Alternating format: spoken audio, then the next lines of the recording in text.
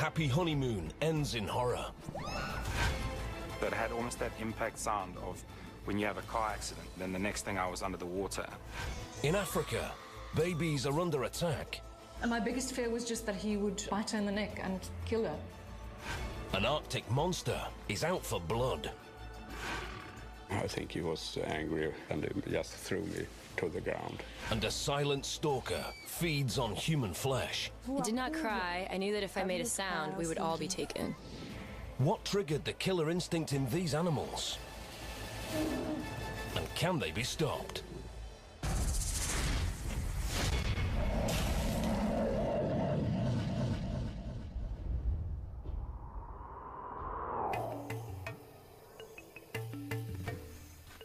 Newlyweds Bruce and Janice Simpson are celebrating their honeymoon in one of the most beautiful places on Earth. Botswana's Okavango Delta. They want a real wildlife experience, and the best way to do that is by taking a ride on a Mokoro, a small canoe that can get them close to the action.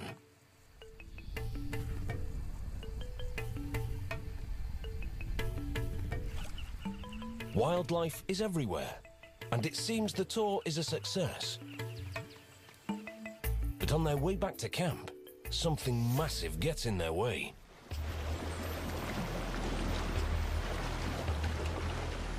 So we stopped and we waited for them for a while. And in fact, the guide banged his pole on the Mokoro a few times, try and make some noise, try and get them to move off. But the elephants don't budge. So the Simpsons look for another route. And we were looking for another channel to basically cut across this waterway to get back to the camp. The new path is barely wide enough to squeeze through.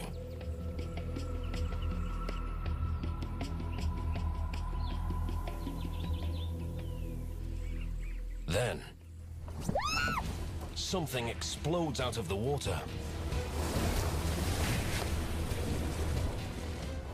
All I saw as I turned was a grey mass to my right, literally half a meter away from me. Adult hippos can weigh more than 2,500 kilos and can run faster than humans. And they are far from friendly. Monstrous males battle each other relentlessly for dominance among the herd. Basically, the girth of its chest was as wide as the section that Jan and I were sitting one behind the other. So it had almost that impact sound of when you have a car accident. And then the next thing I was under the water. I couldn't see anything. Bruce flails for the surface, but something is holding him underwater.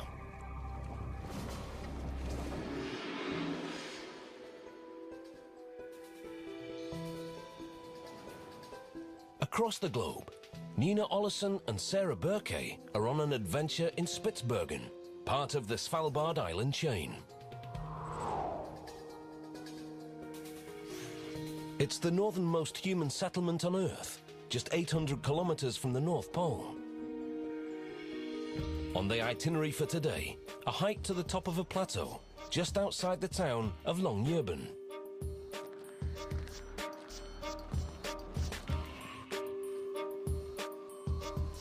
So, I think that maybe we should turn around now. Do you want to head back?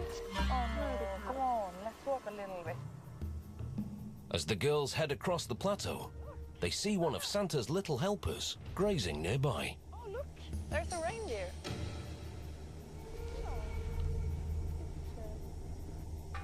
But Sarah and Nina aren't the only ones eyeing the furry beast. Don't tell me that's a bear. That is a bear. Just 50 paces away is a half-ton killing machine shrouded in white.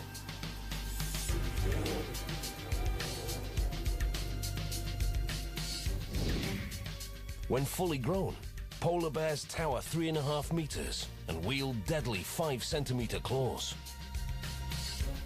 They rarely attack humans. But for some reason, this bear seems more interested in the girls than the reindeer. We have to get out of here. Sarah is mesmerized by the bear. Don't look at it! On Spitsbergen, polar bears outnumber humans 2 to 1. That's why most people take a gun with them when venturing into the wild, because a single warning shot usually drives predators away. But Sarah and Nina are unarmed.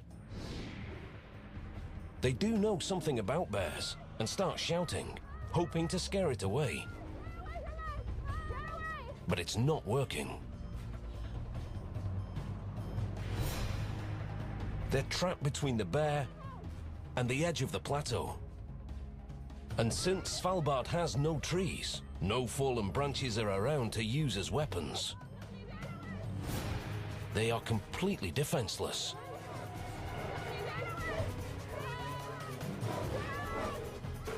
The bear strikes Nina, and she crumples to the ground. Then it turns towards Sarah.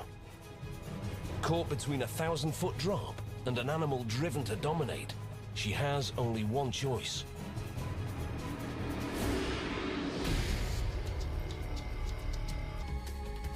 Unfortunately, some of us learn this lesson the hard way.